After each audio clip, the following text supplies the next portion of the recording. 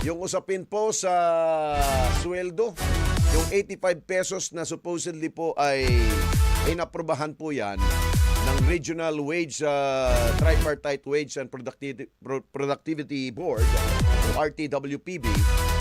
Pero mo hinarang ng korte. Kanina, sumugod po yung mga labor groups leader at parang sinisisiw nila si Secretary Tol Tolentino. Ayun, nagsalita siya. Sabi niya, huwag kayong maniwala doon sa mga sa nilalabas sa social media dahil yun yung pinuputol-putol nila. Pinapatsip-patsi nila yung mga sinabi ko at parang lumalabas, ako yung nagpaharang. Hindi, bakit ako maghaharang? Ako yung labor secretary. Tama nga naman. Ang anumang inaprobahan po ng wage board, dapat ipatupad po yan. Dahil dumaan po yan sa serye ho ng deliberasyon. May kumontra man yan, merong pumabor, yung wage board pa rin po ang mag-aano niyan, mag-aaproba. Kaya hindi pwede huyang harangan at hindi po ito kailangan maglabas po ng anumang temporary restraining order para hindi bigay po sa ating po mga manggagawa. Di ba hinihingi ho nila mas malaki pa ho doon sa 85 pesos? Yung kapiranggot na lamang na 85, hindi pa ninyo, pipigilan pa ninyo? Diyos mio. Bakit? Ano bang nakain ni Judge? Judge, ikaw well-versed ka sa usaping legal. Dapat alam po ninyo yung alam po ninyo yung mga nasa saligang batas natin. Pero mo, nakasaad po yan sa Article 126.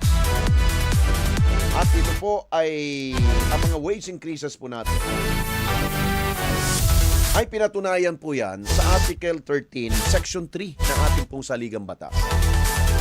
Kaya, kung ano pong inaprobahan na ho, hindi na pwedeng bawiin.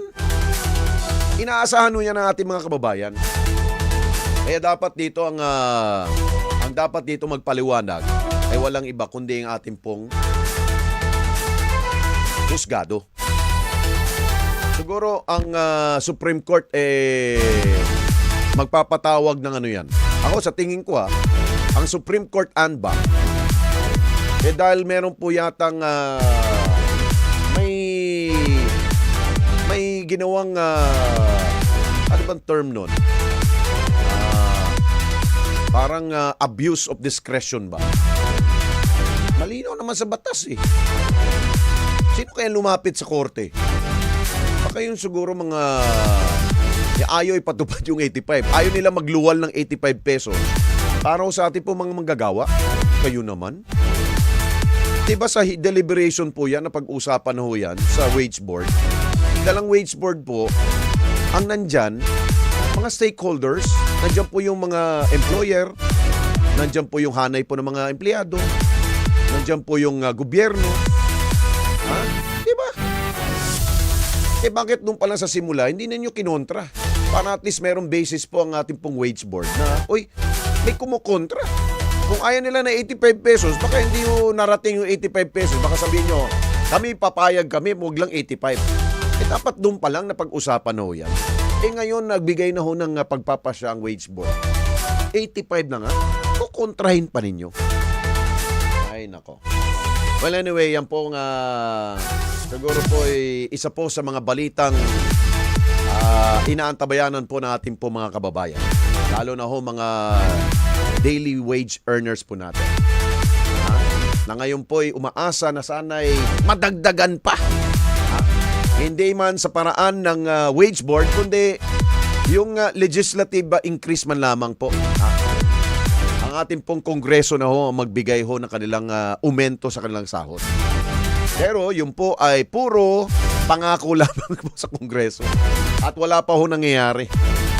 Kaya at least ito sa wage board, may naipapatupad. Kaso, may kumukontra. Sige, antayin natin kung ano po ang mangyayari po dyan.